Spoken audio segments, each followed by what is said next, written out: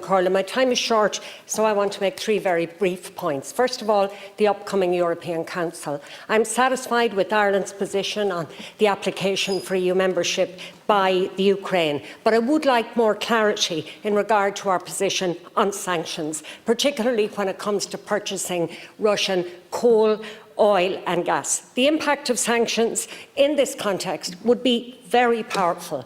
It would also hit European and the Irish economy hard. And I think we have to make choices and ask ourselves, if we starve the Russian military machine now, if we literally cut off the supply lines of euros and dollars, will this bring Putin to the table sooner? Would this shorten the war and the human disaster unfolding in front of our eyes? And for what it's worth, my view is the tougher the sanctions now, the greater the impact and the greater the likelihood that we just might shorten this war.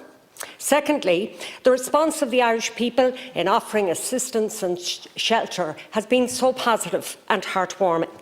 But we urgently need immediate coordination at local, at county, at regional and national level. Yes, I know reception centres have been set up and good work is being done, but the Taoiseach himself said we are in a war situation, and being on a war footing requires a war-type response. So, Minister, I believe at the very least we need a minister in the department of the Taoiseach with responsibility for coordinating our refugee response. So many of the pieces are already in place. People's generosity, local voluntary community groups, NGOs, local authorities and so many bodies willing, ready and able, but the government has ultimate responsibility to join the dots, put the supports and the structures in place. This is going to be far more difficult than we think at both individual and national level, but we can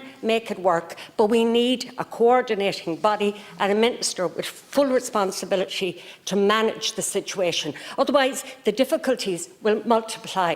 They'll multiply anyway.